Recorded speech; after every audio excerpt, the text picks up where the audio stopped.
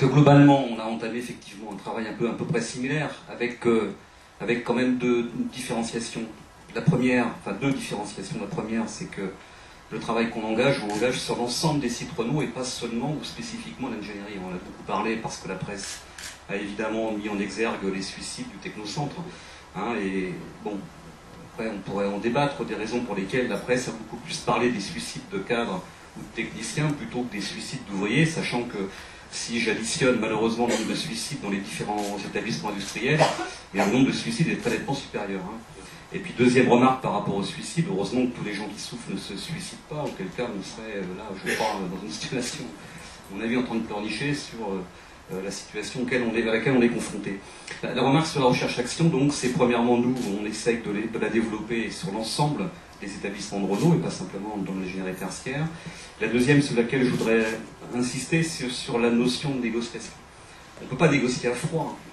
Et on ne voit pas comment on pourrait aboutir sur une négociation s'il n'y a pas préalablement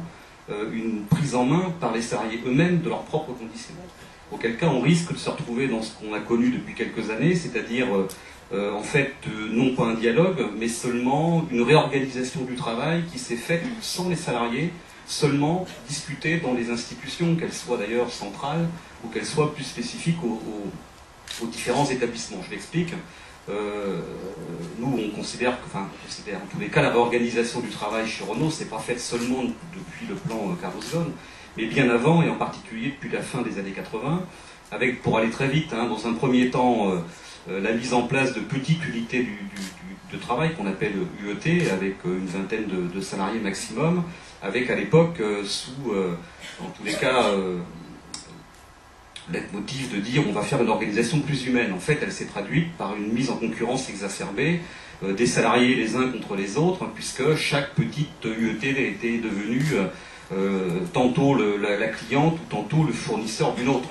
Et donc avec tout ce que ça comporte en termes de stress, alors je ne pense trop ce mot-là, mais de pression plus exactement, et puis avec la suppression des temps de repas, la suppression des temps de pause, et voir les temps de pause qui sont pris de manière décalée, qui au bout du compte eh bien, se traduisent par une incapacité pour les salariés, particulièrement dans les établissements industriels, à pouvoir échanger tout simplement ensemble sur toutes les questions qui pouvaient les préoccuper lorsque moi je suis rentré en 82, c'est-à-dire bien de parler du travail, de la vie de tous les jours, du travail que l'on fait, quoi. Deuxième aspect, c'est un développement de l'individualisation des salaires, hein, qui date chez les techniciens et cadres bien avant les années 80, et dès les années 93 pour les opérateurs, hein, ce qu'on appelle maintenant les opérateurs, c'est-à-dire les ouvriers tout simplement, qui sont payés en fonction, en tous les cas où la part aléatoire du salaire est de plus en plus importante, et qui sont rémunérés en fonction d'objectifs qui sont à la fois de plus en plus subjectifs, mais qui en même temps sont de plus en plus éloignés de la réalité du travail par lui-même. C'est-à-dire que c'est plus le travail qui est jugé, mais le comportement. Et comportement qui se trouve aussi, il y a une norme du comportement chez Renault, hein, avec la multiplication, pour ne citer que cet exemple-là, de ce qu'on appelle les écoles de dextérité. On vous explique que droitier ou gaucher, ou petit ou grand, ou handicapé ou pas, tout le monde est capable de faire un même geste dans un même temps, et donc d'être suffisamment compétitif pour permettre à l'entreprise de lui fournir un travail au salarié en question. Bref, je résume.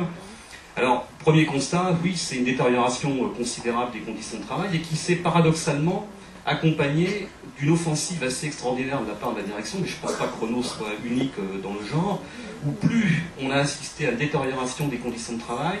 physique d'ailleurs aussi, contrairement aux idées reçues, hein, mais aussi psychologiques, avec alors là un développement considérable de la presse en tous les cas interne, hein, propagande,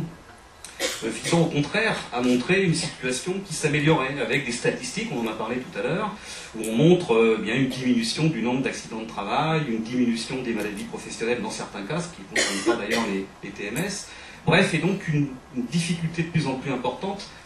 ne serait-ce que d'abord pour les militants, pour mettre des mots derrière la réalité qu'on vit dans le travail de tous les jours. Et puis, dernier point qui est de taille, c'est à partir de ce constat-là aussi une focalisation de l'activité syndicale sur, entre guillemets, la désolation de ce à quoi on assiste, en oubliant sans doute l'essentiel, et c'est une des raisons majeures pour laquelle on a décidé de mettre en chantier la recherche-action, c'est-à-dire de focaliser l'action syndicale sur ce qui ne va pas, plutôt que d'essayer de voir avec les salariés eux-mêmes, encore une fois, je terminerai par là, parce qu'ils ont été dans leur globalité écartée, hein, de la manière dont les choses se sont passées en termes de réorganisation du travail, de voir avec eux comment on va réaborder les questions mêmes du travail pour les prendre de manière offensive, et ensuite pour parvenir, eh bien, effectivement, à une négociation qui serait de nature à améliorer les choses.